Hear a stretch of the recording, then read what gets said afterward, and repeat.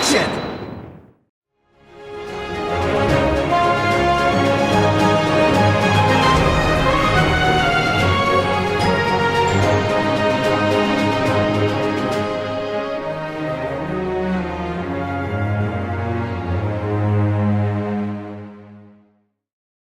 Aujourd'hui, je vais vous parler d'un temps que les moins de 20 ans ne peuvent pas connaître.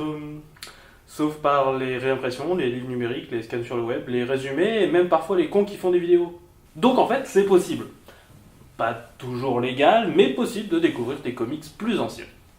Du coup, aujourd'hui même, les comics anciens sont arrivés à un niveau d'accessibilité qui n'avait jamais été atteint. Les jeunes gens des années 50-60 qui cherchaient désespérément des informations sur cet ancien comics qui n'était plus publié, appelé Captain Marvel, auraient certainement tué pour être à notre époque étant jeunes. Car oui, dans ces temps obscurs, d'avant la création d'Internet, entre l'époque où les océans ont englouti l'Atlantide et l'avènement des fils d'Arius, les informations concernant les anciens comics se trouvaient difficilement. Quelques récits transmis de bouche à oreille entre fans, la chance éventuelle de trouver d'anciens numéros d'occasion, ou qu'un numéro plus récent y fasse référence. Et puis, est né le concept de mini-séries. Et certaines mini-séries sont devenues des moyens de découvrir, ou de redécouvrir, ces anciennes histoires, ce passé perdu, pratiquement inaccessible sans cela. Aujourd'hui, on va parler d'une série de ce genre la plus emblématique, qui présente le passé d'une équipe tout au long du Golden Age, America versus Justice Society. Il s'agit d'une mini-série en 4 numéros en format prestige avec une équipe artistique assez énorme, fucking Roy Thomas au scénario, et une équipe artistique qui va, excusez-moi du peu, de Jerry Ordway à Raphaël Cayonan. Pas mal. Et sachez que ce n'est pas parce que la mini-série revient en longueur sur le passé de l'équipe qu'on oublie de mettre en avant une histoire. Oh que non. Nous sommes sur Terre 2, avant que Crisis ne fasse le premier semi-reboot de DC, et n'efface le multivers. Et sur cette Terre-là, Bruce Wayne, qui a décroché depuis un moment le costume de Batman, était devenu le commissaire de Gotham City. Il a aussi vieilli en laissant petit à petit l'équipe de la Justice Society de côté, et il est mort tout récemment en reprenant l'identité de Batman pour une histoire, et en faisant la paix avec l'équipe de la JSA après une époque assez hostile, on va dire. Et encore, ça c'est que la backstory, le comics n'a même pas encore commencé. Seulement Batman nous fait le coup du cahier de Rorschach avant même que Watchmen n'ait été écrit. Attendez, vous voulez dire que Watchmen n'a pas tout créé ?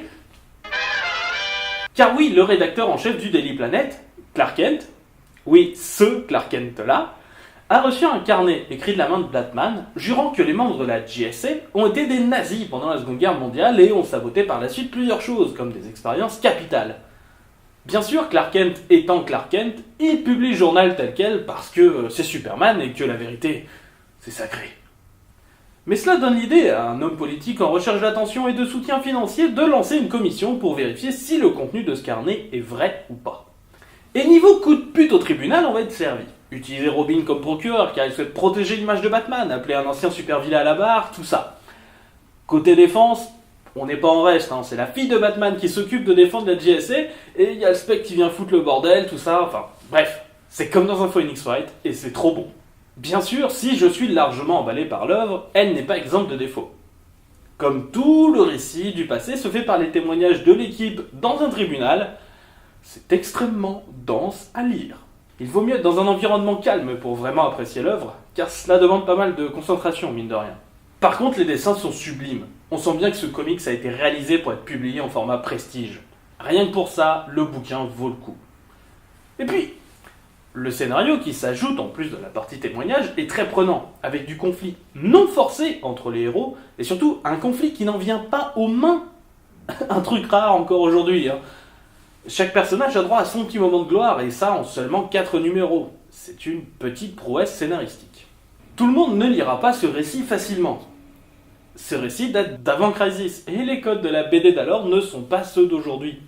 Il est possible d'apprendre ces codes, et de prendre du plaisir à lire cette œuvre, mais oui, sa densité demandera un effort à qui ne maîtrise pas encore ces codes, voire éventuellement un apprentissage. Mais le jeu en vaut la chandelle, et puis en seulement 4 numéros, on peut avoir un aperçu du Golden Age de toute l'équipe. C'est énormissime. Et la semaine prochaine, la justice se rentrera dans l'espace pour botter le cul à des zombies interdimensionnels. Waouh. John, t'es devenu métal ou quoi ? Les mecs, moins de cachets par contre.